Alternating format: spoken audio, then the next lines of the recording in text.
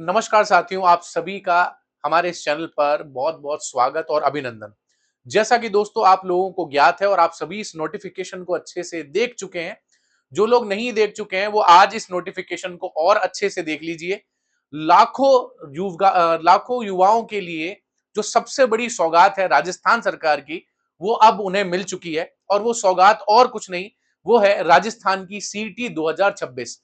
दोस्तों वैसे तो सीईटी हर साल होने वाला एग्जाम है, लेकिन इस बार राजस्थान के इतिहास में ये एक बहुत महत्वपूर्ण एग्जाम होने वाला है और राजस्थान का कर्मचारी चयन बोर्ड ने इस बार ये तय किया है कि राजस्थान पे होने वाली सीईटी लगभग 3 साल तक के लिए मान्यता प्राप्त रहेगी और इसकी जानकारी जो है मैं इस पूरे वीडियो में आप लोगों को देना चाहता हूं और साथ में हम ये भी बताएंगे कि किस प्रकार से हम इसमें तैयारी कर सकते हैं और हमारे इस चैनल के द्वारा विज्ञान को लेकर क्या चर्चाएं रहेंगी उनके बारे में हम आज बात करने वाले हैं। जैसा कि आप लोगों को सभी को ज्ञात है कि ये आवेदन शुरू हो चुके हैं लगभग 24 जून 2026 से, यानी आज से आवेदन जो है वो स्टार्ट है।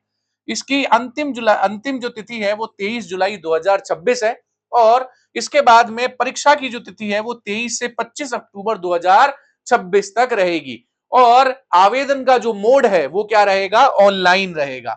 इसके अतिरिक्त हम लोग बात करें तो यहां पर सीटी के बारे में जो लोग नहीं जानते वो सब ये जान ले कि ये कॉमन एलिजिबिलिटी टेस्ट है जो राजस्थान सरकार में होने वाली विभिन्न प्रकार की भर्तियों के लिए अनिवार्य है। एक तरह का पात्रता एग्जाम है। जो व्यक्ति इस पात्रता एग्जाम को क्लियर नहीं करेगा वो राजस्थान में होने वाली भर्तियों को फिल नहीं कर सकता, वो नहीं दे सकता। ठीक है, तो ये चीज हमेशा आप याद रखिएगा कि एक बार सीटी पास करने के बाद ही अभ्यर्थी कई भर्तियों में आवेदन कर सकता है। अब दोस्तों अगर हम बात करें इस पूरी प्रक्रिया के बारे में तो बात आती है कि आयु सीमा कितनी है। तो आयु सीमा यहां पर न्यूनतम आयु 18 वर्ष है और अधिकतम 40 वर्ष का आयु यहां पर सीटी का एग्जाम दे सकता है। अगर हम बात करें अन्य पात्राओं के बारे में तो भारत का नागरिक होना चाहिए, देवनागरी लिपि में हिंदी का जो है उसे ज्ञान होना चाहिए और राजस्थान की संस्कृति और इतिहास और परंपराओं की सामान्य जानकारी होनी चाहिए। यानी अगर कोई व्यक्ति इतना समझ सकता है तो वो ये एग्जाम दे सकता है। आवेदन शुल्क के बारे में बात करें तो सामान्य एवं क्रीम लेयर ओबीसी और एमबीसी जो है उनका 600 रुपए शुल्क है और एनसीएल ओबीसी और ईडब्ल्यूएस एसटी एससी 400 रुपए और जो दिव्यांगजन है उनका भी 400 रुपए। इस प्रकार से आप आवेदन शुल्क जो है वो यहां पर देख सकते हैं। ये राजस्थान सरकार की वन टाइम रजिस्ट्रेशन यानी ओटीआर के द्वारा लागू रहेगी। इसके अतिरिक्त हम लोग बात करें तो सबसे बड़ा सवाल यही आता है और लोग इस बारे में बात नहीं करते हैं कि आखिर आवेदन कैसे किया जाए। तो आवेदन के लिए आप क्या करेंगे, अपना एसएसओ पोर्टल खोलेंगे जो कि आप सभी का बना हुआ है। इसके बाद अपनी आईडी लॉगिन करेंगे। जो आपकी आईडी है, आप पहले से एग्जाम देते आ रहे हैं तो जाहिर सी बात है कि आपकी आईडी मौजूद होगी। अगर कोई नया है तो आईडी बनवा लें या खुद बना लें। इसके अतिरिक्त आप रिक्रूटमेंट पोर्टल पर जाएंगे, राजस्थान सीटी पर क्लिक करेंगे, अपनी जानकारी और अपनी शिक्षा के बारे में वहां पर भरेंगे, फोटो और हस्ताक्षर अपलोड करेंगे, आपको ओटीआर शुल्क आएगा, जमा करेंगे और फॉर्म को सबमिट करके जल्दी से जल्दी भर देंगे। एक और विशेष बात कि फॉर्म जल्दी से भर दीजिए। सबसे इंपॉर्टेंट बात यह है कि हम जैसे लोग ज्यादातर एंड मौके पर जाते हैं। हम जैसे का मतलब ये कि हम सब आलसी लोग, मैं भी तो आलसी हूं ना आपकी तरह पे। तो हम क्या करते हैं कि अरे यार अभी तो बहुत टाइम है यार, अरे अभी तो बहुत टाइम है यार, 25 जुलाई यार आराम से कर लेंगे। आराम से करने का समय नहीं है, जाइए और जल्दी से जल्दी फॉर्म भर लीजिए।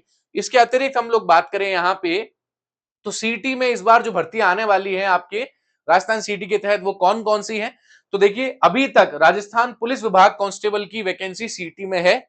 हो सकता है कि आने वाली सूचना में इसे निकाल दिया जाए जिसकी जानकारी मैं आपको प्राप्त करवा दूंगा। पर अभी अगर हम देखें तो राजस्थान पुलिस विभाग में अभी जो है जो वैकेंसीज हैं वो सीटी के थ्रू होने वाली है। इसके बाद में अगर हम बात करें तो वन विभाग जिसमें वनपाल की आती है, वनपाल या वन रक्षक की आती है। इसके बाद अल्पसंख्यक मामला, आबकारी विभाग में जमादार ग्रेड सेकंड, सचिवालय सेवा लिपिक ग्रेड सेकंड जो कि एलडीसी का एग्जाम होने वाला है। इसके बाद में आरपीएससी कार्यालय के अंदर लिपिक ग्रेड सेकंड, अधीनस्थ कार्यालय में, पंचायती राज में, कृषि विपणन विभाग में, मंडी समिति में, माध्यमिक शिक्षा बोर्ड में, राजस्थान प्रदूषण नियंत्रण में और जयपुर विकास प्राधिकरण में यानी जेडीए में भी इससे रिलेटेड वैकेंसीज भरी जाएंगी। तो आप खुद सोचिए कि लगभग यहां पर 13 भर्तियां हैं जो कि अगर आप एक बार अच्छे से अपनी तैयारी कर लें और एलडीसी पास कर जाएं तो ये 13 भर्तियां आप आसानी से निकाल सकते हैं। सबसे महत्वपूर्ण बात है कि इस बार की भर्ती के अंदर पूर्णतया से नेगेटिव मार्क नहीं है। ठीक है, ये सबसे इंपॉर्टेंट बात है, नेगेटिव मार्क नहीं है और इस बार 150 प्रश्न से भी जो है वो घटकर 120 प्रश्न हो गए हैं। इसके अतिरिक्त हम लोग बात करें तो आप सबके विषय आपको पता है, जिनको नहीं पता बता देते हैं। राजस्थान का सामान्य ज्ञान है, भारत का इतिहास, संविधान, विज्ञान है, गणित है, रीजनिंग, कंप्यूटर और करंट अफेयर है। तो हम तो साहब गणित के बारे में ही, सॉरी, विज्ञान के बारे में ही बात करेंगे क्योंकि हमारा वो सब्जेक्ट है। अब मैं आप लोगों को ये पूर्णतः से घोषणा करता हूं कि आपको कहीं भी कुछ भी करने की आवश्यकता नहीं है। टिल पहले पॉइंट से लेकर और आखिरी पॉइंट तक आपके सीटी एग्जाम में जो भी पूछा जाएगा वो सारा पूर्णतया से आपको यूट्यूब पर फ्री मिलेगा।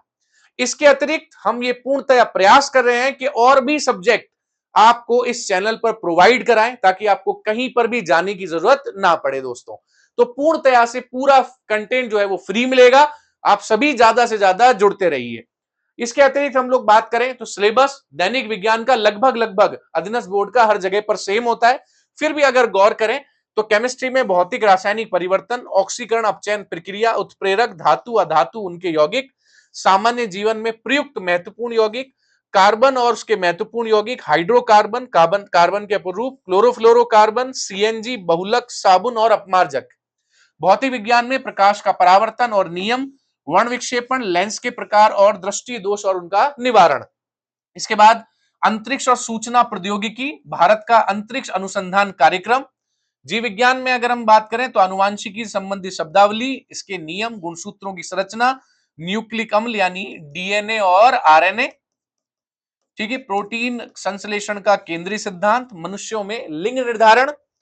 इसके अलावा पारिस्थितिकी तंत्र, पारिस्थितिक तंत्र के जैविक घटक, ऊर्जा प्रवाह और जैव भू रासायनिक चक्र। जैव प्रौद्योगिकी में सामान्य जानकारी, पेटेंट, पादप की किस्म का परिवहन, ट्रांसजेनिक जंतु। इसके अलावा यहां पर जंतु और पादपों का आर्थिक महत्व भी शामिल है। इसके अतिरिक्त अगर हम बात करें तो मानव स्वास्थ्य में रक्त समूह, रक्ताधान, आरएच कारक, रोगाणु और मानव स्वास्थ्य, कुपोषण और मानव रोग और कारण। यानी लगभग लगभग देखा जाए तो दैनिक विज्ञान में ज्यादातर जो है वो ये चीजें नॉर्मल है और कॉमन, ये सारी चीजें हर एक एग्जाम्स के लिए आती हैं। तो आप अच्छे से तैयारी कीजिएगा, इस तैयारी में हम आपके साथ हैं और पूर्णतया से हर एक टॉपिक पूर्णतया से फ्री, बिल्कुल पूर्ण रूप से आपको कुछ नहीं करना है, कोई पैसा खर्च नहीं करना है आपको। सारी चीजें आपको यूट्यूब पर बिल्कुल फ्री मिलेंगी, 110% मिलेंगी। और जिस तरह से एक ऑफलाइन टीचर है उसी तरह से एक ऑनलाइन की तरह आपको यहां पर मिलेगी। तो चलिए फिर दोस्तों, ज्यादा से ज्यादा आप जो है हमारे साथ में जुड़िए। अब बैच की अनाउंसमेंट जल्दी ही आपको मिल जाएगी वीडियो के माध्यम से, बस अपने सभी दोस्तों को ज्यादा से ज्यादा शेयर कर दीजिएगा। Thank you so much, take care, bye bye, कल मिलते हैं। Thank you so much.